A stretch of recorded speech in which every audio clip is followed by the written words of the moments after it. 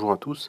Donc cette vidéo est pour partager mon idée concernant l'acquisition d'un Evasion 32. Donc c'est un bateau qui fait un peu moins de 10 mètres, largeur 3 mètres, tirant d'eau de 1 mètre 40 avec une voilure à peu près de 50 mètres carrés, sans spinnaker.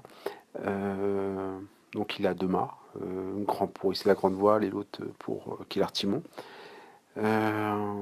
Après, donc comme dans tous les bateaux, hein, il va y avoir des options qu'on va trouver ou pas. Donc, c'est hyper important de faire le choix d'avoir un maximum d'options dès le départ, parce que chaque option à l'unité après l'achat, ça revient vite à une fortune. On se rend pas compte, mais c'est un fait. Euh, donc, surtout bien regarder gréement s'il n'a pas plus de 10 ans. Les voiles, pareil, parce que ça c'est pareil, ça monte vite et c'est surtout beaucoup de galères, de temps passé dans des chantiers navals, à faire des devis. Donc important que, pour moi, hein, c'est toujours mon avis, que tout ce qui est la partie accastillage soit le plus récent possible. Euh, le moteur aussi, c'est hyper important d'avoir un moteur récent parce que ça aussi, c'est que des galères et on peut avoir un voilier qui est pas cher avec des moteurs qui ont plus de 3500 heures. Pour moi, c'est partir dans dans des risques importants de galères. euh, Parce qu'un moteur d'une trentaine de chevaux, c'est minimum 10 000 euros, quoi. Monter, minimum. Et souvent on atteint 15 000 sans problème, hein. Donc ça peut vite un budget de dingue, sans compter les galères, c'est toujours pareil. Faut pas savoir que quand même on rentre pas dans un port à la voile, hein, c'est quasiment pas possible. Donc on a besoin du moteur pour sortir, pour rentrer.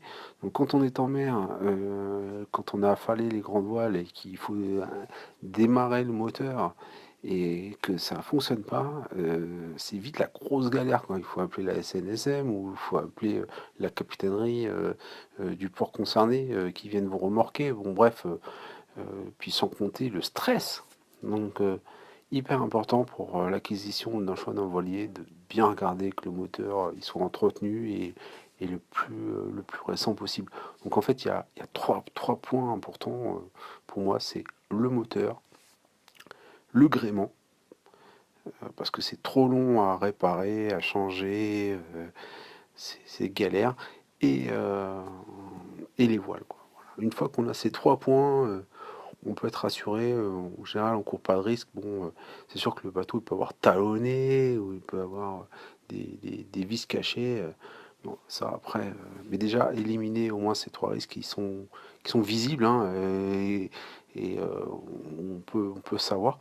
Donc ça mène après plus de sérénité avec, avec son voilier. Et surtout que il y a des personnes qui ont fait de ces changements de moteur et qui pour autant il y a une cote intrinsèque d'un voilier, et même si on rajoute beaucoup d'options, le bateau ne sera pas au prix des options.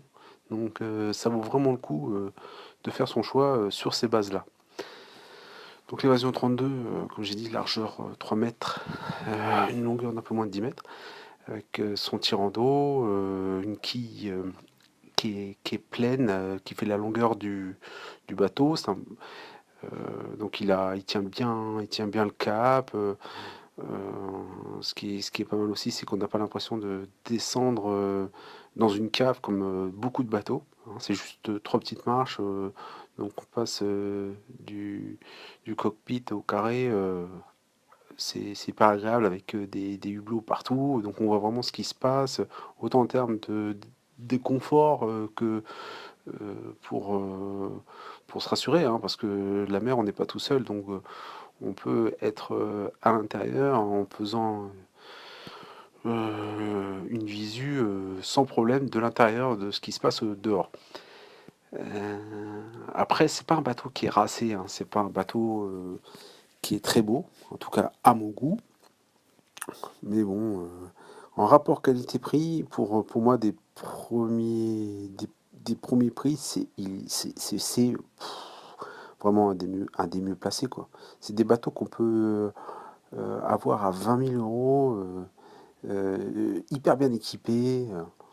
Euh, voilà, donc ça vaut vraiment le coup. Donc celui-ci, bon, bah, il a la télé, c'est quand même pratique, hein. Bon, après, faut aimer, il y en a qui n'aiment pas la télé, mais ça amène quand même beaucoup de confort au port. Regarder ça, la télé comme dans un appartement, quoi.